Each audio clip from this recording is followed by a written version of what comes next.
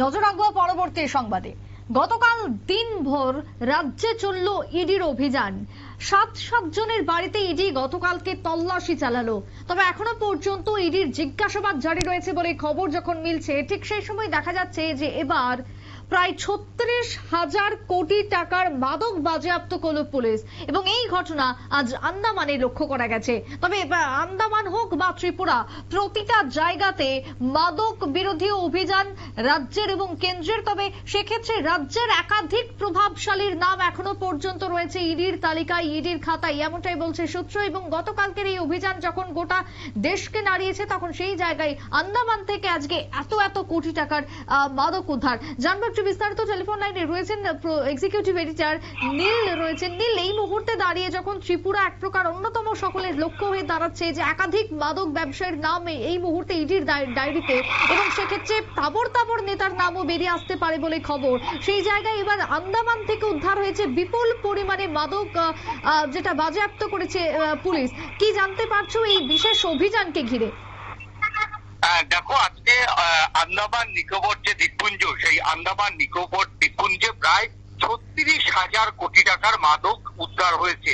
এ যাবৎকাল যা অনেক বেশি বলেই মনে করছেন স্বরাষ্ট্র মন্ত্রকের কর্তারা, এবং স্বরাষ্ট্র মন্ত্রকের কর্তারা যেটা আজকে উপলব্ধি করতে পেরেছেন যে ড্রাগের যে ব্যবসা, সেই ব্যবসা কিন্তু ক্রমশই কিন্তু ভারতেই বাড়ছে।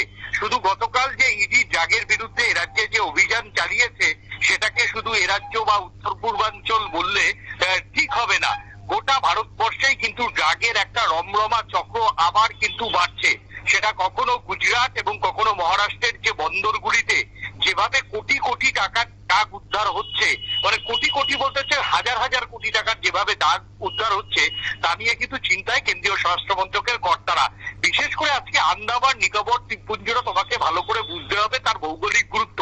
কারণ আন্দামান নিকোবর দ্বীপপুঞ্জে যে জাহাজটি থেকে এই ৩৬,০০০ কোটি টাকার ড্রাগটা উদ্ধার করা হয়েছে, সেই ৩৬,০০০ কোটি টাকার ড্রাগ হয় বিদেশে, মানে বিদেশ থেকে আসছিল। অর্থাৎ তাহলে তোমায় বুঝতে হবে যে কি পরিমাণ ড্রাগ এই তোমার হচ্ছে আরব সাগর থেকে এবং তোমার হচ্ছে আরব সাগরের উপর যাতায়াত করছে। কখনো সেটা আন্দামান হয়ে আন্দামান হয়ে গুজরাট এবং মহারাষ্ট্র থেকে বিভিন্ন জায়গায় ভারতবর্ষের পৌঁছে যে যাচ্ছে, সে কথা বলার অপেক্ষা রাখে না। এবার এই ড্রাগগুলির মধ্যে বেশিরভাগ ইয়াবা ট্যাবলেট, হিরোইন, এছাড়াও মেক্সিকো থেকে যে ড্রাগগুলি মূলত ল্যাটিন আমেরিকান কান্ট্রি থেকে যে ড্রাগগুলো ভারতে আসে, সেই সমস্ত ধরনেরও শুকনো যে ড্রাগ সেইগুলো কিন্তু ছিল। অর্থাৎ ভারতের ড্রাগের রমরমা আটকানোর জন্য এবার কেন্দ্রীয় স্বরাষ্ট্র মন্ত্রকের কর্তাদের কাছে মহল চাইছে গোটা দেশব্যাপী একদিনে একটা বড় হানা হোক, যেই হানাতে রাঘব বোয়ালদের এবার ধরতে হবে।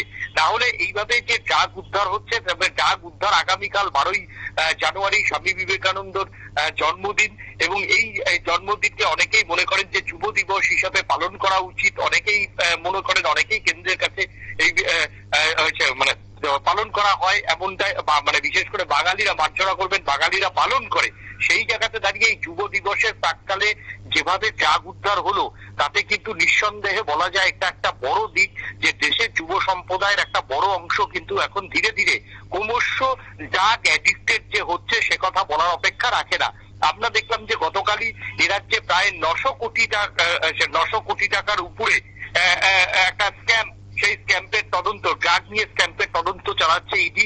এখনো সেই তদন্তের শিকড় কত পর্যন্ত যাবে সেটা কিন্তু এখনো জানা নেই। তার মধ্যে যেভাবে ৩৬,০০০ কোটি টাকার ড্রাগ উদ্ধার হলো, তাতে কিন্তু দেশের মধ্যে একটা চিন্তার বিষয় কিন্তু এখন হয়ে দাঁড়িয়েছে।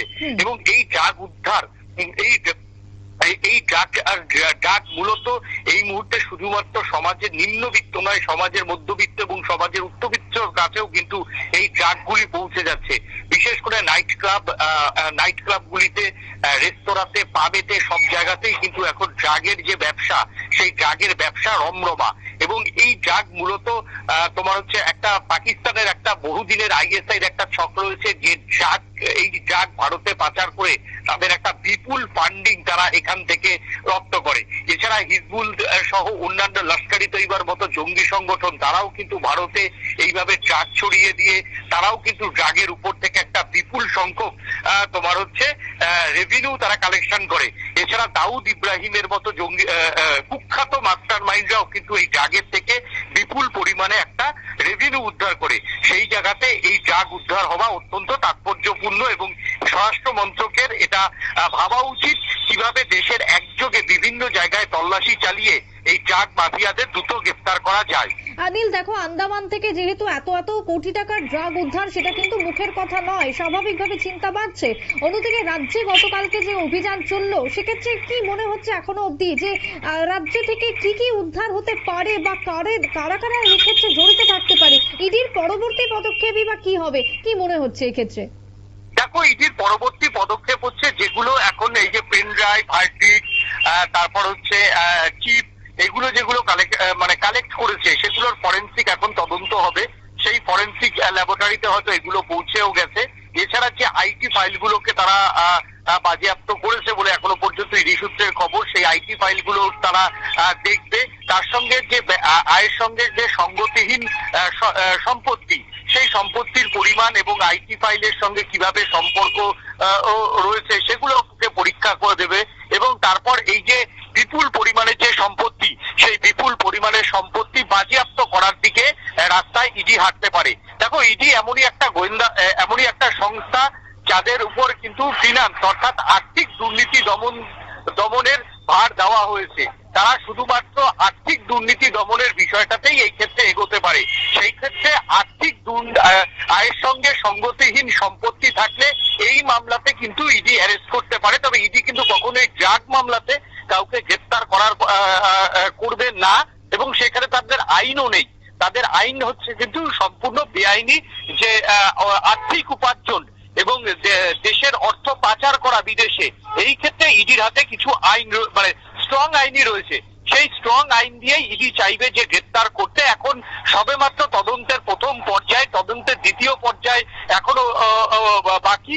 সেই দ্বিতীয় পর্যায়ে অর্থাৎ যখন জেরা শুরু হবে, জেরার সঙ্গে কতটা কথার গ্যাপ থাকে সেগুলো দেখেই তোমার বোঝা যাবে যে এই তদন্ত কোন দিকে এগোচ্ছে। সুপ্রীতি, একেবারে তাই। ধন্যবাদ তোমায় নীল। অর্থাৎ এই মুহূর্তে দাঁড়িয়ে ইডির খাতায় বা ইডির নিশানায় রাজ্যে রয়েছে একাধিক নাম, ইতিমধ্যে একাধিক মাদক ব্যবসায়ীর নাম রয়েছে ইডির ডায়েরিতে। তবে প্রাথমিক অবস্থায় বর্তমানে ইডির যে কাজ, যাতে হচ্ছে তল্লাশি চালাচ্ছে এবং সমস্ত নথি বাজেয়াপ্ত করার পর সেগুলোকে খতিয়ে রাখা হচ্ছে, এরপর তাদের সমস্ত কিছু বাজেয়াপ্ত করে নেওয়া হবে বলে খবর। তবে ইডি যেহেতু গ্রেপ্তার করে না, তাই সেই জায়গাতে পরবর্তীতে গোয়েন্দা বিভাগ তার পদক্ষেপ গ্রহণ করবে বলে খবর। তবে অন্যদিকে আজকে যখন আন্দামানের এই বিপুল অঙ্কের প্রায় 35,000 কোটি টাকার ড্রাগ উদ্ধার হয়েছে, তখন সেই জায়গাতে ত্রিপুরা থেকে কত পরিমাণে নেশা সামগ্রী উদ্ধার হতে পারে বা এর টাকার অ্যামাউন্টই বা কত হতে পারে, সেটাই এখন অন্যতম প্রশ্ন গোটা রাজ্যবাসী। ছোট্ট একটা বিরতির পর ফিরে আসছি, সঙ্গে থাকুন।